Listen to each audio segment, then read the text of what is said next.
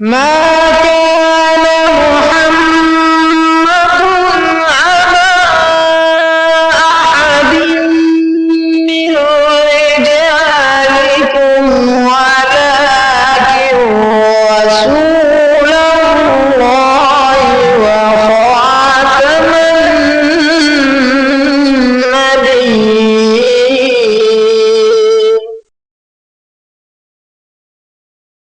அஷ்ஹது அல்லா இலாஹ இல்லல்லாஹு வஹ்தஹு லா ஷரீக லஹு வ அஷ்ஹது அன்ன முஹம்மதன் அப்துஹு வ ரசூலுஹு.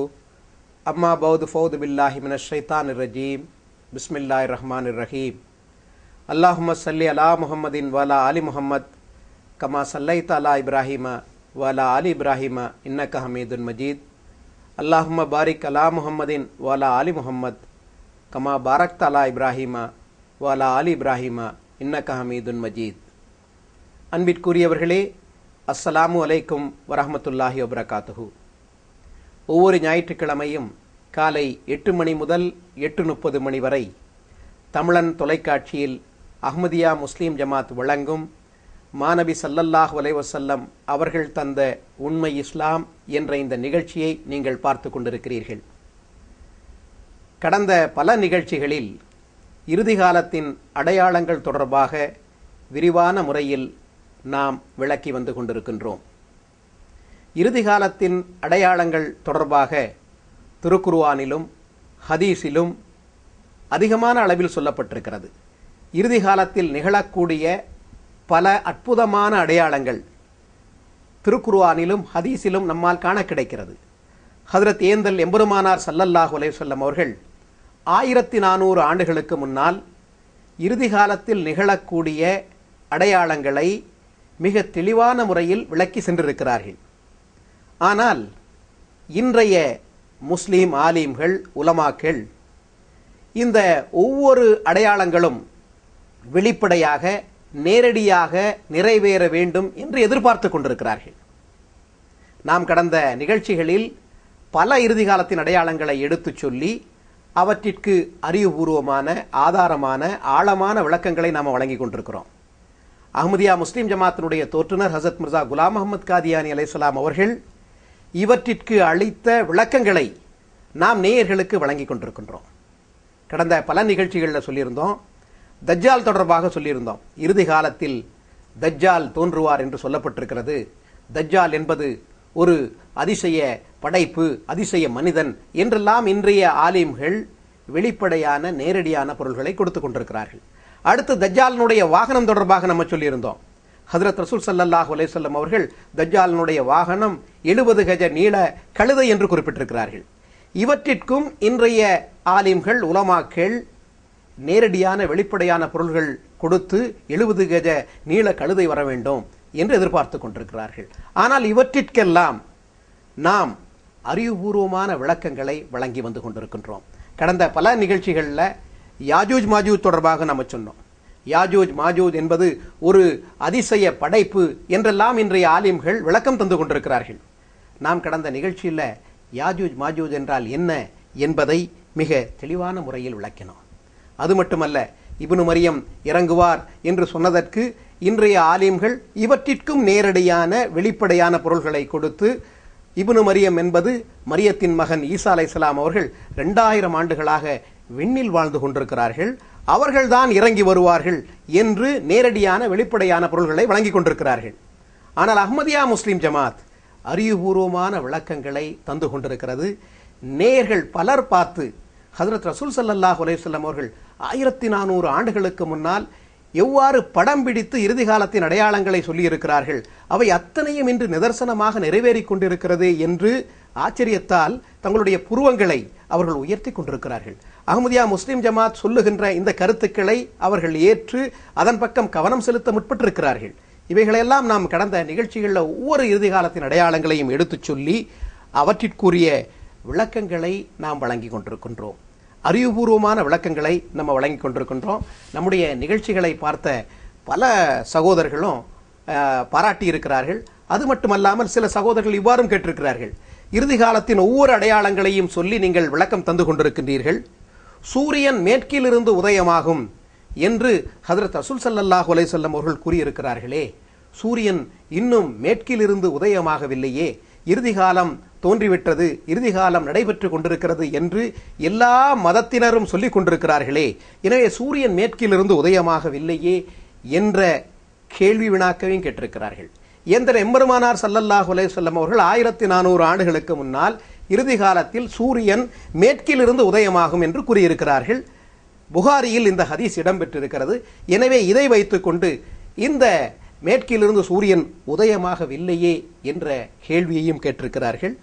மணிக்கு 1000 மைல் வேகத்தில் இந்த பூமி சுழன்று கொண்டிருக்கிறது என்பதெல்லாம் நமக்கு தெரியும். மணிக்கு 1000 மைல் வேகத்தில் பூமி சுழன்று கொண்டிருக்கிறது. இத்தகைய நிலையில் பூமியில் கிழக்கே உதித்து கொண்டிருக்கின்ற சூரியன் மேற்கே உதிக்கிறது என்று சொன்னால் எப்படியாப்பட்ட ஒரு மாற்றம் ஏற்படும்? தட்பவெட்ப சூழ்நிலைகளிலும் உலக அண்ட சராசரங்களிலும் பல மாற்றங்கள் ஏற்படும். எனவே இன்றைய ஆலிம்கள் இந்த சூரியன் மேற்கிலிருந்து உதயமாகும் என்பதற்கும் நேரடியான வெளிப்படையான பொருள்களை கொடுத்து இவையும் நிகழும் இறுதி காலத்தில் என்று எதிர்பார்த்து கொண்டிருக்கிறார்கள். இவற்றிற்கு அஹ்மதியா முஸ்லிம் ஜமாத் என்ன விளக்கம் தருகிறது இந்த நபிமொழிக்கு என்பதையும் நாம் நம்முடைய நேயர்களுக்கு விளக்குவோமேயானால் அவர்கள் இது குறித்த விளக்கங்களையும் பெற்று தெளிவு பெற அது வசதியாக அமையும். அன்பிற்குரிய சகோதரர்களே, இறுதி காலத்தின் பல்வேறு அடையாளங்களாக ஹஜ்ரத் ரசூல் ஸல்லல்லாஹு அலைஹி வஸல்லம் அவர்கள் கூறியிருக்கின்ற அடையாளங்களை நாம் எடுத்து வைத்தோம். அவற்றில் இந்த காலத்தில் எப்படியெல்லாம் அவை அருமையான முறையில் நிறைவேறி இருக்கின்றது என்பதையும் நாம் விளக்கமான முறையில் எடுத்து வைத்திருக்கின்றோம். அதே போன்றுதான் இறுதி காலத்தின் அடையாளமாக நபிமொழியில் வருகின்றது, சூரியன் மேற்கிலிருந்து உதயமாகும் என்று வருகின்றது. ஆக மேற்கிலிருந்து சூரியன் உதிக்க வேண்டுமே என்ற ஒரு கேள்வி கேட்டிருக்கிறார்கள். நியாயமான கேள்விதான், அறிவுபூர்வமான கேள்விதான், விடைபெறத்தக்க ஒரு கேள்விதான். இதற்கும் விடையை நாம் தேட வேண்டும். இந்த ஹதீஸ் புகாரில் இவ்வாறு வருகின்றது, சூரியன் மேற்கிலிருந்து உதிக்காத வரை இறுதி நாள் ஏற்படாது. அதை கண்டதும் மக்கள் நம்பிக்கை கொள்வார்கள். அபூ ஹுரைரா ரலியல்லாஹு அன்ஹு அவர்கள் அறிவிக்கின்ற இந்த ஹதீஸ் புகாரில் 6506வது ஹதீஸ் எண்ணாக இடம்பெற்றிருக்கிறது. ஏறக்குறைய இதே கருத்தை கொண்ட ஹதீஸ் சஹீஹ் முஸ்லிமிலும் இப்னு மாஜாவிலும் இடம்பெற்றிருக்கின்றது. ஆக இவ்வாறு சூரியன் மேற்கிலிருந்து உதிக்க வேண்டுமல்லவா, அதுதானே இறுதி காலத்தினுடைய ஒரு அடையாளம். அப்போ இறுதி காலத்தினுடைய பல்வேறு அடையாளங்களை நீங்கள் கூறுகின்றீர்களே, அந்த அடிப்படையில் வாக்களிக்கப்பட்ட மசி வந்து விட்டார் என்று சொல்கின்றீர்களே, சூரியன் மேற்கிலிருந்து உதிக்கவில்லையே, இன்றும் கிழக்கிலிருந்து தானே உதித்து கொண்டிருக்கிறது என்று மக்கள் கேள்வி கேட்கிறார்கள். நியாயமான கேள்விதான். அவ்வாறு உதிக்க வேண்டுமென்றால் எப்படிப்பட்ட ஒரு மாறுதல் ஏற்பட வேண்டும் என்பதை கூட மக்கள் எதிர்பார்த்து காத்திருக்கிறார்கள். அதாவது எந்த அளவுக்கென்றால், ஒரு பஸ் செல்கிறது, 40 கிலோமீட்டர் வேகத்தில் போகக்கூடிய ஒரு பஸ்ஸு திரும்ப மறு திசையில் செல்ல வேண்டும் என்றால் பிரேக் போட்டு பின்னால போனா அது எப்படிப்பட்ட ஒரு தாக்கத்தையும் குலுக்கத்தையும் ஏற்படுத்தும். மனிதன் முன்னாலே போய் விழுந்துருவான். எனவே அது மேற்கிலிருந்து அந்த சூரியன் உதிக்க வேண்டும் என்றால் இந்த பூமியினுடைய சுழற்சியும் அது நின்று பிறகு மறு திசையில் அது சுழல வேண்டும் அல்லவா என்ற அளவுக்கு மக்கள் கேட்கிறார்கள். எந்த அளவுக்கு இதை பற்றி மற்ற மார்க்க அறிஞர்களும் எடுத்து கூறியிருக்கிறார்கள் என்றால், இந்த ஹதீஸுக்கு பல்வேறு மார்க்க அறிஞர்கள் அந்த நேரடியான பொருளை கொடுத்து எப்படிப்பட்ட ஒரு அதிசயம் நிகழும் என்பதையெல்லாம் குறிப்பிட்டிருக்கிறார்கள். உதாரணத்திற்கு ஒரு மௌலவி இப்படியும் விளக்கம் தந்திருக்கிறார் பாருங்கள். மணிக்கு 1000 மைல் வேகத்தில் இந்த பூமி சுழன்று கொண்டிருக்கிறது என்பதை நாம் அறிவோம். இந்த பூமியில் கிழக்கே உதித்து வரும் சூரியன் மேற்கே உதிக்க வேண்டுமானால் பூமி தன் சுழற்சியை திடீரென்று நிறுத்தி உடனே எதிர் திசையில் சுழல வேண்டும். அப்போதுதான் மேற்கில் சூரியன் உதிக்க முடியும். அப்ப 40 மைல் வேகத்தில் செல்லக்கூடிய பேருந்து இப்படி திடீர் நிறுத்தப்பட்டு அது பின்னால் செல்ல மறு திசையில் அது சுற்ற வேண்டும் என்றால் அது எப்படிப்பட்ட ஒரு பேதர்ச்சியை ஏற்படுத்தும்? அப்படின்னா 1000 மைல் வேகத்தில் சுழலக்கூடிய இந்த பூமி திடீரென்று நிறுத்தப்பட்டு எதிர் திசையில் அதே வேகத்தில் சுழன்றால் அதன் விளைவு எத்தகையதாக இருக்கும் என்பதை நாம் அறிந்து கொள்ளலாம் என்று சொல்லிவிட்டு அவரே அடுத்தும் சொல்கிறார் பாருங்கள். நினைத்து பார்த்திராத விதத்தில் இந்த பூமி குலுங்கும். அது அப்படி நடக்கணும்னா எப்படிப்பட்ட ஒரு பேதர்ச்சி ஏற்படும் என்றால், எதிர்பார்த்திராத விதத்தில் இந்த பூமி குலுங்கும், கட்டிடங்கள் தகர்ந்து விழும், மலைகளும் கூட பெயர்த்து எரியப்படும். ஆக இப்படிப்பட்ட ஒரு பயங்கரமான ஒரு அதிர்ச்சி மிக்க ஒரு நிகழ்ச்சியாக அது இருக்கும் என்று இந்த அறிஞர் எழுதியிருக்கிறார். ஏறக்குறைய எல்லா முஸ்லிம் அறிஞர்களும் இந்த கருத்தை தான் இந்த ஹதீஸுக்கு தந்திருக்கிறார்கள். இப்படிப்பட்ட ஒரு பேர் அதிர்ச்சியை அது ஏற்படுத்த வேண்டும் அல்லவா என்று நினைக்கிறார்கள். ஆக ஒரு பக்கம் இது இறைவனுடைய ஒரு சுன்னத்தாக இருக்கின்றது, குறிப்பிட்ட அந்த கோணத்தில் அது சென்று கொண்டிருக்கிறது என்று கூறுகின்றார்கள். மறுபக்கம் இது வேறு வகையில் அது சுழல வேண்டும் என்றும் அவர்கள் எதிர்பார்க்கிறார்கள். ஆனால் உண்மையிலேயே இதில் உள்ள முரண்பாட்டை அவர்கள் உணரவில்லை. ஏனென்றால் இந்த ஹதீஸில் என்ன வருகிறது என்றால், சூரியன் மேற்கிலிருந்து உதிக்காத வரை இறுதி நாள் ஏற்படாது, அதை கண்டதும் மக்கள் நம்பிக்கை கொள்வார்கள். இப்போ இந்த மக்கள் என்ன சொல்றாங்கன்னா, இவ்வாறு மறு திசையில உதிக்க ஆரம்பித்து விட்டால் ஒரு பேரதிர்ச்சி ஏற்படும், குலுங்கிவிடும். எனவே மக்களே அங்கு பார்ப்பதற்கு இருக்க மாட்டார்கள். ஆனால் அதை கண்டதும் மக்கள் நம்பிக்கை கொள்வார்கள் என்று இந்த ஹதீஸிலேயே ரசூல் ஸல்லல்லாஹு அலைஹி வஸல்லம் அவர்கள் கூறியிருக்கிறார்கள். ஆக இந்த நிகழ்வை காணக்கூடிய மக்கள் இருப்பார்கள், அவர்கள் நம்பிக்கை கொள்வார்கள் என்ற ஒரு செய்தியையும் ரசூல் ஸல்லல்லாஹு அலைஹி வஸல்லம் அவர்கள் தந்திருக்கிறார்கள். ஆனால் இந்த மார்க்க அறிஞர்கள் என்ன கூறுகிறார்கள் என்றால், இப்படிப்பட்ட ஒரு பேராபத்து நிகழும் என்றால் அதனை பார்ப்பதற்கு யாருமே எஞ்சி இருக்க மாட்டார்கள். ஆனால் ஹதீஸினுடைய பிற்பகுதி என்ன கூறுகிறது? இதனை பார்க்கின்ற அந்த மக்கள் இதனை கண்டதும் நம்பிக்கை கொள்வார்கள், ஈமான் கொள்வார்கள் என்று வருகின்றது. எனவே இதற்கு நேரடியான வெளிப்படையான இந்த பொருளை நாம் தர முடியாது என்பதைத்தான் மீண்டும் மீண்டும் சொல்கிறோம். ஏனென்றால் திருக்குரானுடைய பல்வேறு வசனங்கள் இதற்கு முரண்பட்டதாக இருக்கின்றது. ஏனென்றால் திருக்குரான் எந்த அளவுக்கு மிக தெளிவான முறையில் எடுத்து கூறுகிறது என்றால், அதிகாரம் 21 வசனம் 34 அல்லாஹ் இவ்வாறு கூறுகின்றான், ஹுவல்லதி ஹலக லேல வன் நஹார வஷம்ஸ வல் கமர் குல்லுன் ஃபி ஃபலகின் யஸ்பஹூன். அதாவது அவனே இரவையும் பகலையும் சூரியனையும் சந்திரனையும் படைத்தான். விண் கோள்களாகிய இவை அனைத்தும் தமக்கே வரையறுக்கப்பட்ட சுற்றுப்பாதையில் தடையின்றி சென்று கொண்டிருக்கின்றன.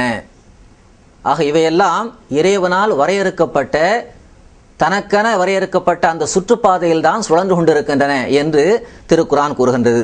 அதே போன்று திருக்குரான் அதிகாரம் 36 வசனம் 41 வருகிறது, ல ஷம்சு யம்பகி லஹா அன் துத்ரிகல் கமர வலல்லேலு சாபிகுன் நஹார் வகுல்லுன் ஃபி ஃபலகின் யஸ்பஹூன். சூரியனால் சந்திரனை அணுக முடியாது, அவ்வாறே இரவால் பகலை முந்தவும் முடியாது. ஏன்? அடுத்த காரணத்தை அல்லாஹ் கூறுகின்றான், அவையெல்லாம் ஒரு சுற்றுப்பாதையில் தடையின்றி மிதக்கின்றன. ஆக இவற்றிற்கெல்லாம் ஒரு குறிப்பிட்ட சுற்றுப்பாதையை இறைவன் வகுத்திருக்கின்றான். இதில் தான் அவை நீந்தி கொண்டு செல்கின்றன என்ற அளவுக்கு இந்த திருவசனம் அமைந்திருக்கின்றது. அதே போன்று இன்னும் பல வசனங்களில் அல்லாஹ் இவ்வாறு கூறுகின்றான், வஸஹர ஷம்ஸ வல் கமர் குல்லும் எஜ்ரி லி அஜலின் முஸம்மா. அவனே சூரியனையும் சந்திரனையும் உங்கள் சேவைக்காக இயங்க வைத்திருக்கிறான். அவை ஒவ்வொன்றும் ஒரு குறிப்பிட்ட காலம் வரை அதன் வட்டத்தில் இயங்கிக் கொண்டிருக்கின்றது. ஆக இவை எல்லாமே ஒரு குறிப்பிட்ட வட்டத்தில் இயங்கிக் கொண்டிருக்கிறது, அதை விட்டு அது இங்குமங்கும் மாற முடியாது என்ற இந்த கருத்து திருக்குரானில் பல்வேறு வசனங்களில் வந்திருக்கிறது. அதிகாரம் 13 வசனம் 3, அதிகாரம் 31 வசனம் 30, அதிகாரம் 35 வசனம் 14, அதிகாரம் 39 வசனம் 6 ஆகிய இத்தனை வசனங்களிலும் அல்லாஹ் இதனை சுட்டி காட்டியிருக்கிறான். அதாவது இவை எல்லாமே அதன் வட்டத்தில் இயங்கிக் கொண்டிருக்கிறது. எனவே இது திருக்குரான் எடுத்து கூறுகின்ற இந்த இயற்கை சட்டம். இந்த இயற்கை சட்டத்திற்கு மாற்றமாக அப்போது அந்த இமாம் மஹ்தி வரக்கூடிய காலத்தில், ஈசா மரியம் தோன்றக்கூடிய காலத்தில், அல்லது அந்த கியாமத்தினுடைய அடையாளமாக இவர்கள் நம்பிக்கொண்டிருக்கின்றார்களே அந்த நேரத்தில் ஏற்பட்டு விடுமா என்றால் அது நடைபெற வாய்ப்பு இல்லை என்றுதான் இந்த திருக்குரான் வசனங்களின் அடிப்படையில் நாம் தெரிந்து கொள்கின்றோம். ஏனென்றால் அப்படி நாம் முரண்பட்ட பொருள் கொடுப்போம் என்றால் திருக்குரானுடைய இந்த இத்தனை கருத்துகளுக்கும் முரணாக இந்த ஹதீஸ் அமைந்துவிடும். எனவே நாம் மீண்டும் மீண்டும் அதைத்தான் கூறுகிறோம். ஹஜ்ரத் ரசூல் ஸல்லல்லாஹு அலைஹி வஸல்லம் அவர்கள் ஒரு ஹதீஸை கூறி இருக்கின்றார்கள் என்றால் அந்த ஹதீஸ் நிச்சயமாக திருக்குரானுக்கு மாற்றமானதாக அது இருக்க முடியாது.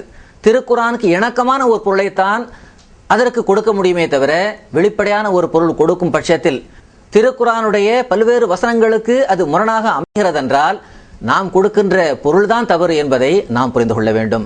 எனவே இந்த ஹதீஸுக்கும் நேரடியான பொருள் கொடுக்க முடியாது.